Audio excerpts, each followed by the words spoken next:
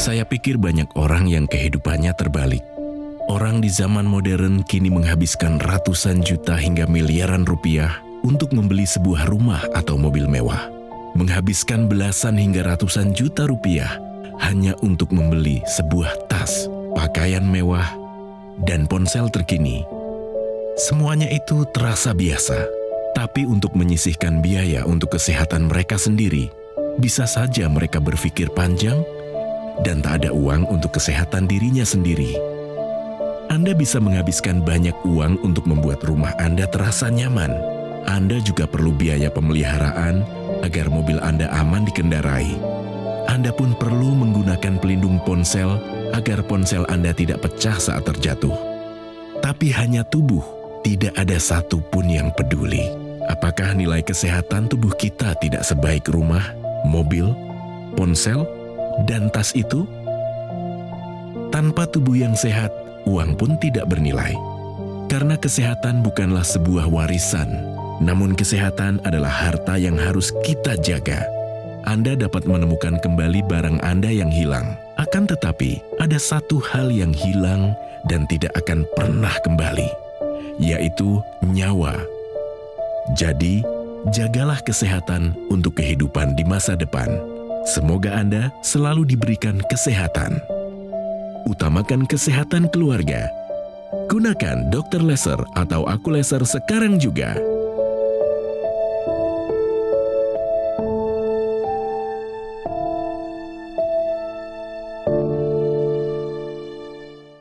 Halo pemirsa, barusan saja kita melihat sebuah video pembuka yang menggambarkan banyak pola pikir masyarakat di zaman sekarang ini yang terbolak-balik. Kami semua yang ada di studio Go Healthy berharap Anda yang saat ini sedang menyaksikan program ini menjadi orang yang bijaksana dalam berpikir, sehingga kesehatan Anda dan keluarga Anda menjadi prioritas. Saya Coki Sitohang, kembali lagi di Go Healthy, cara tepat, hidup sehat. Praktisi kesehatan yang bertugas pada hari ini di episode kali ini, Bang Paidon, Mbak Preti, gimana kabarnya? Baik dan salam sehat. Inilah Mas Rian, 29 tahun. Selamat datang Mas Rian. Bagaimana kabar? Baik. Baik. Tangan kirinya? Nggak baik. Masih lemah ya? Iya, masih lemah. Bisa diangkat tapi? Kalau saya lepas? Jadi kalau mau ngangkat harus dibantu sama tangan kanan? Iya. Usia beliau ini jauh di bawah saya, pemirsa. Tapi saat ini Mas Rian harus tegar Iya. karena belum pulih dari stroke. Iya, belum. Jadi pekerjaannya, baristanya ditinggalkan itu? Iya, berhenti. Jadi udah berkeluarga Mas Rian? Sudah Berapa anaknya? punya anak 2. Oh, boleh dong sapa mereka, namanya siapa? Halo kakak Askia, abang Apnan. Istri lagi kerja Kerja, ya? Hari ini. ya. Boleh disapa juga istrinya, sebut namanya, minta Ya. doa. Bunda, aku minta doanya biar aku bisa sembuh lagi, biar bisa cari nafkah lagi untuk keluarga, dan kamu tetap semangat terus kerjanya, sehat terus, Amin. dan setia terus sama aku. Amin. Amin. Amin. Semangat. Semangat ya. Pemirsa, Mas Rian perlu doa juga dari Anda sambil kita mendengar kisahnya dan kita akan belajar sesuatu dari anak muda ini. Ya, itu sudah pasti pemirsa. Ini profilnya. Rian Effendi tak pernah terbayangkan olehnya di usianya yang masih sangat muda, Rian harus ikhlas menerima dirinya terkena stroke. Stroke tersebut terjadi setelah ia pulang bekerja. Rian merasa kaki hingga kepalanya terasa panas. Khawatir dengan kondisi tubuhnya, ia langsung lari ke dalam kamar. Namun, di dalam kamar, ia malah muntah-muntah dan tak sadarkan diri. Total, Rian mengalami koma selama 8 hari dan dirawat selama 1 bulan di rumah sakit. Pada waktu itu saya sering sakit kepala dan diabaikan saja. Sakit kepala itu tidak pernah ngecek atau kontrol ke dokter. Tiba-tiba dari kaki sampai kepala setengah panas. Bagian tubuh kiri, kaki sama tangan, pada waktu itu juga saya belum bisa ngomong. Dampak dari stroke ini sempat membuat Rian tidak bisa bicara. Kemudian, Kaki dan tangan kirinya pun terasa lemah untuk digerakkan. Pola hidup saya yang berantakan, yang benar-benar hancur. Nyesel, harusnya di usia muda masih penuh impian, saya masih panjang.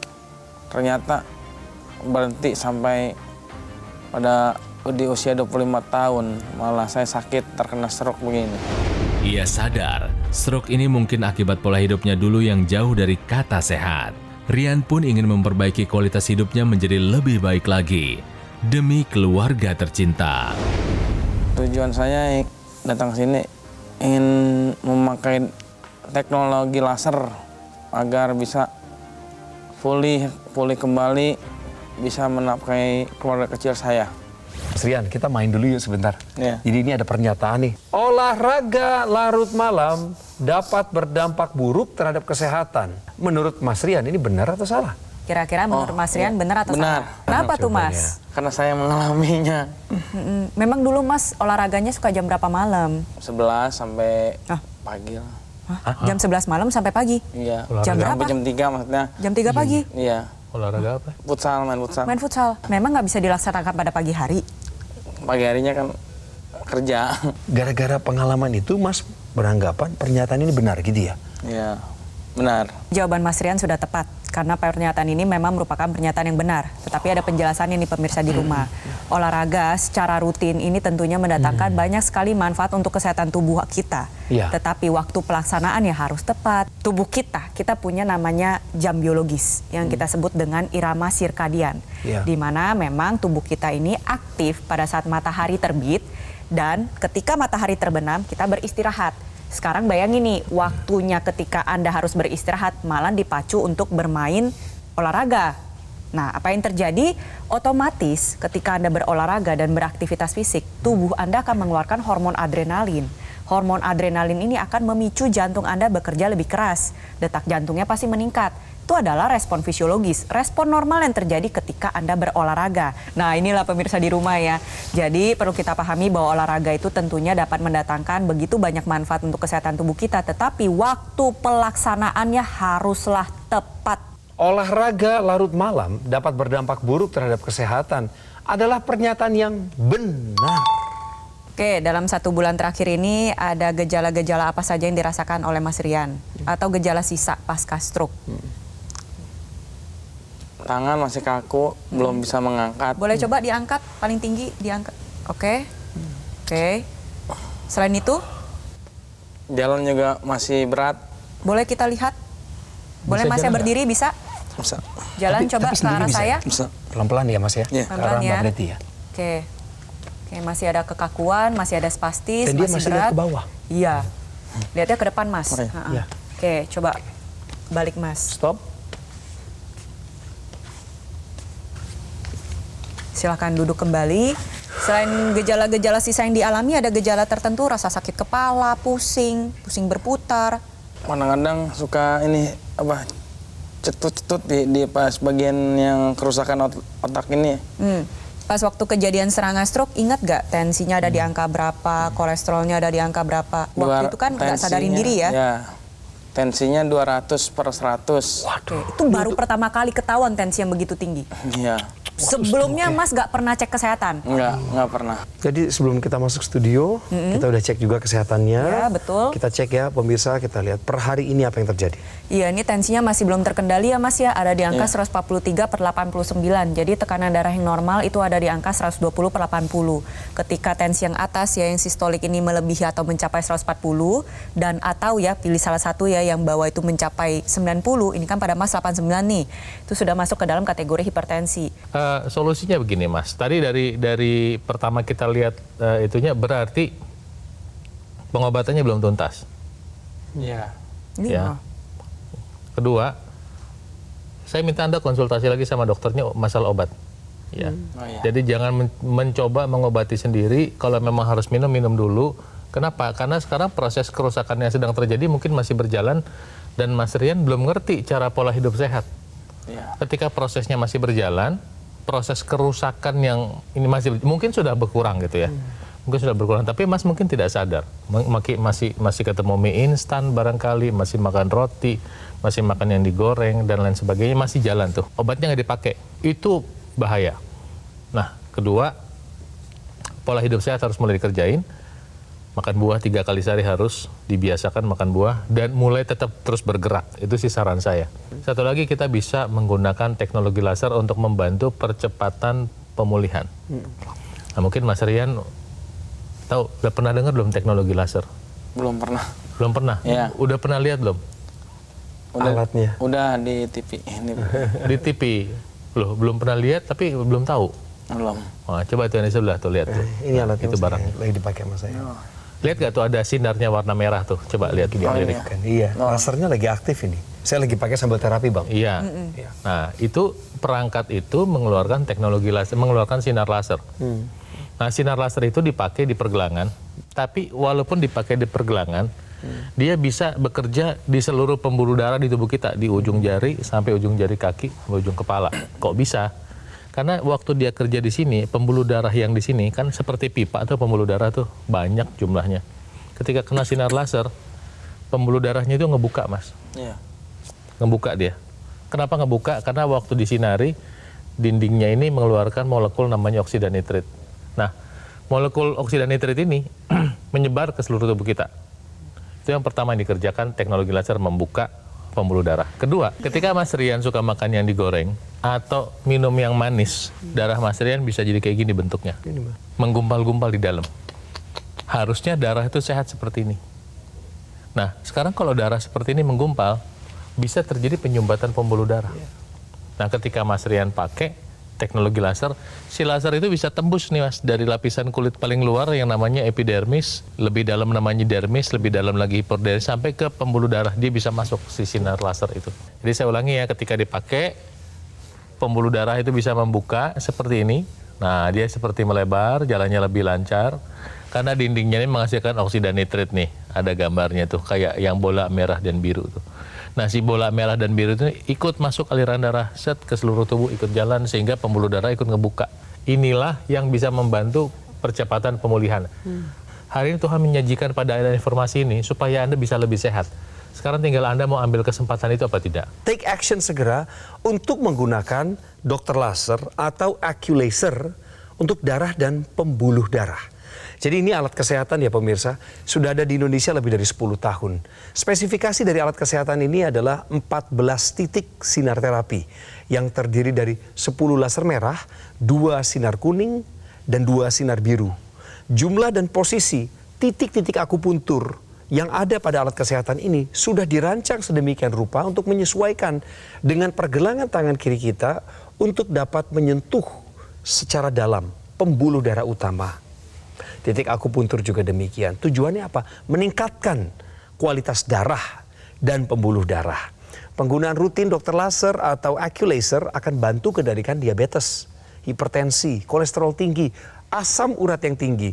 Sehingga kita boleh berharap dapat terhindar dari bahaya penyakit komplikasi berbahaya seperti serangan jantung, gagal ginjal, stroke seperti yang dialami oleh anak muda di samping saya ini.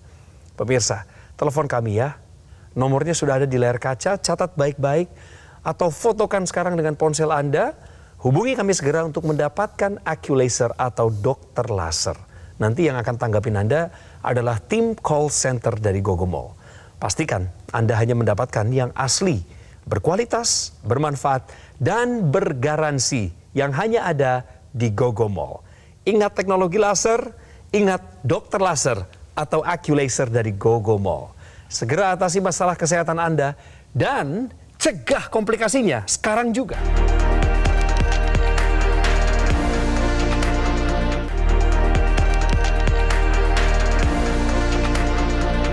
Pemirsa, seperti Anda bisa lihat,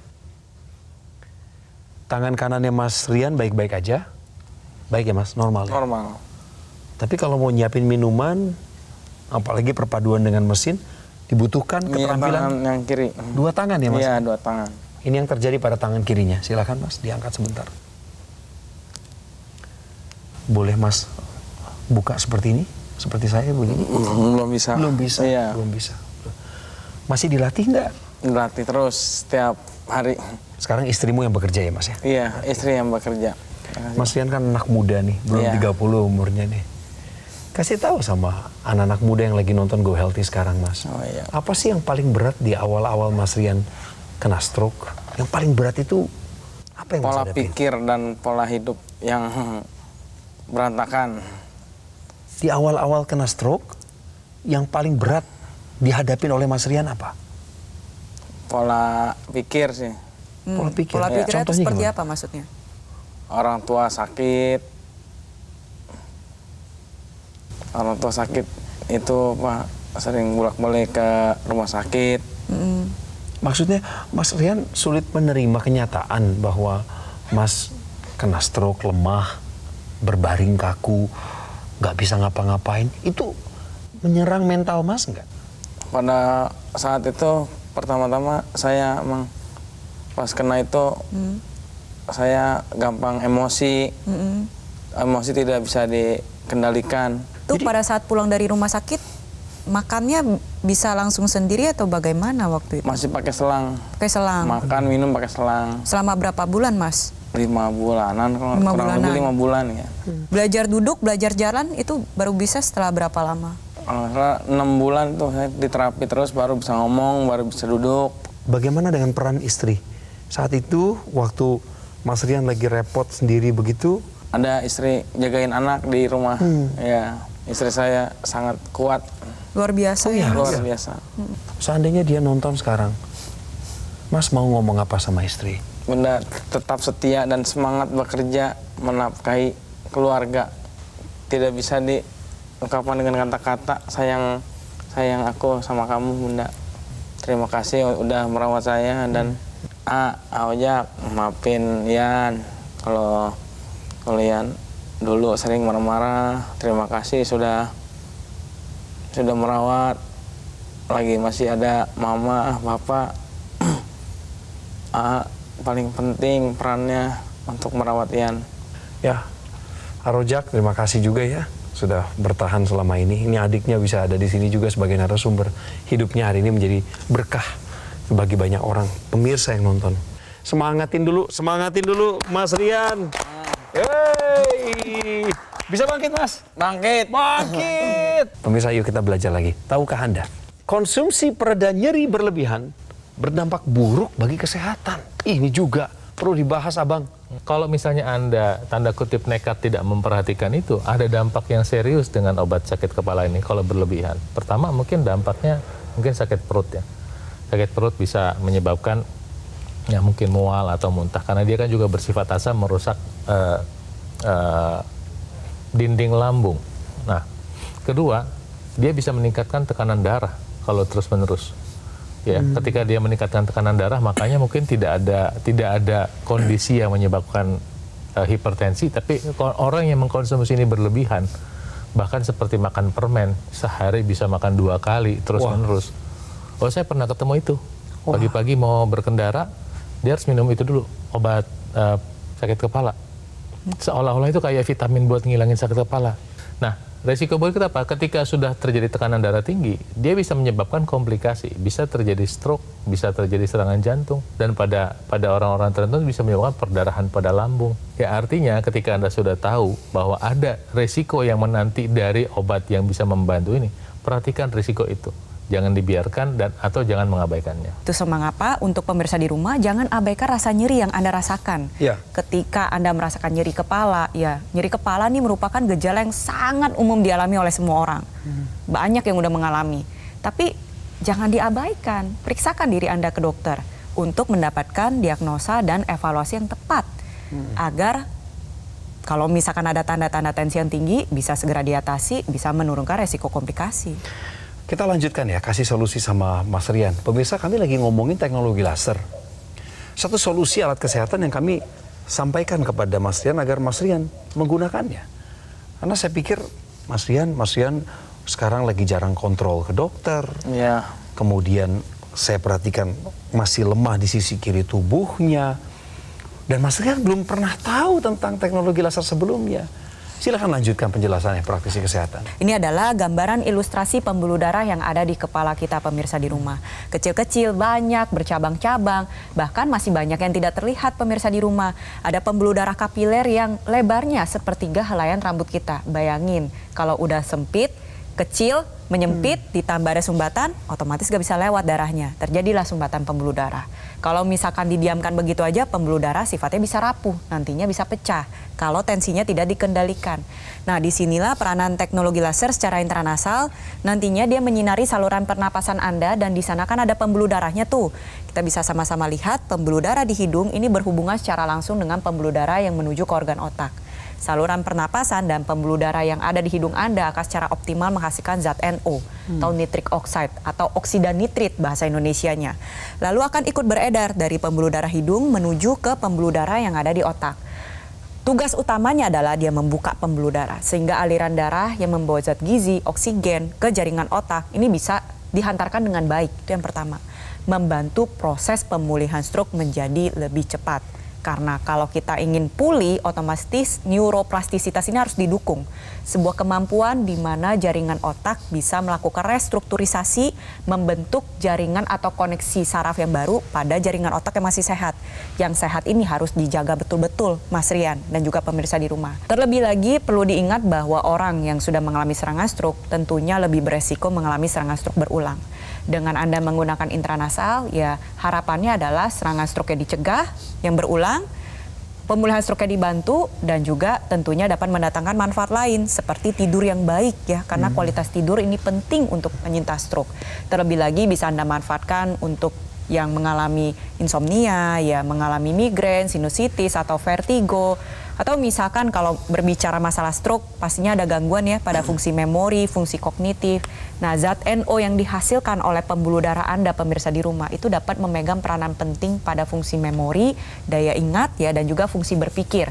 Jadi oleh sebab itu untuk Anda pemirsa di rumah ingat bahwa stroke ini bukanlah komplikasi yang hanya menyerang lansia.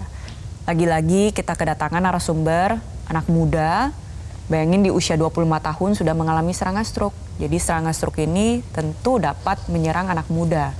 Yang masih muda-muda, ayo kita terapkan gaya hidup sehat dan gunakan teknologi laser dari sekarang.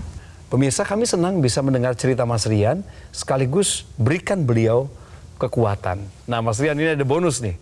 Saya mau tayangkan sebuah video, cerita dari masyarakat Indonesia yang punya masalah sama kayak Mas Rian. Waduh, kena stroke juga, tapi bedanya karena beliau sudah pakai teknologi laser, maka ini perkembangannya. Waktu saya bangun tidur, ternyata jantung saya bermasalah. Dibawa ke rumah sakit, dipasang ring, lalu stroke.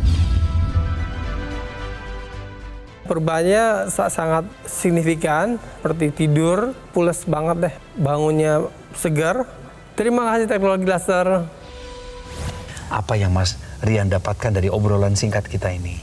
Semangat, Terus? motivasi, Bagus. ya, pengetahuan. Oke. Saya pengen pakai teknologi laser. Mas mau mengupayakan itu? Mau. Supaya bisa mendampingi terapinya Mas ya? Iya, benar. Tapi siap nggak Mas untuk melakukan pola hidup sehat ini? Siap. Terima kasih Mas Rian untuk waktunya. Iya, sama-sama. Cepat pulih Mas. Amin. Abang terima kasih, Mbak Preti juga terima kasih untuk waktunya. Sudah ada di Indonesia 10 tahun yang lalu, namanya dokter laser atau AccuLaser. Pola hidup sehat yang udah dijalanin, makan bagus, cek ke dokter, olahraga, itu jalanin terus. Tapi dengan Anda memanfaatkan teknologi laser dan memakainya secara rutin, dalam 2 kali sehari dengan durasi antara 15 sampai 60 menit per sekali pakai, maka alat ini akan membantu Anda untuk mengendalikan diabetes, hipertensi, kolesterol tinggi, asam urat tinggi. Harapannya tentu kita semua akan terhindar dari bahaya penyakit komplikasi seperti serangan jantung, gagal ginjal, stroke, atau penyakit berbahaya lainnya. Take action ya, pemirsa. Siap ya? Kalau tadi kan Mas Rian bilang, saya mau pakai teknologi laser. Bagaimana dengan Anda yang ada di rumah dimanapun menyaksikan tayangan ini? Segera hubungi kami supaya ngobrol sama tim call center dari Gogomall. Bilang, kami mau AccuLaser atau dokter laser. Nanti beliau semua yang akan jelaskan termasuk promo-promonya. Semuanya demi kemudahan dan kebaikan bagi Anda. Pemirsa, Lewat tayangan ini dan cara inilah Anda mendapatkan yang asli, berkualitas, bermanfaat, dan bergaransi yang hanya ada di GoGo Mall. Karena Anda memang layak mendapatkan itu. Ingat teknologi laser, ingat dokter laser atau AccuLaser dari GoGo Mall. Semangat terus anak-anak muda, calon generasi emas Indonesia. Dan kepada para orang tua, panjang umur sehat selalu, dampingi hidupmu dengan penggunaan teknologi laser. Ingat, kualitas darah dan pembuluh darah menentukan kualitas hidup kita. Oleh sebab itu, segera atasi masalah kesehatan Anda dan cegah komplikasinya sekarang juga.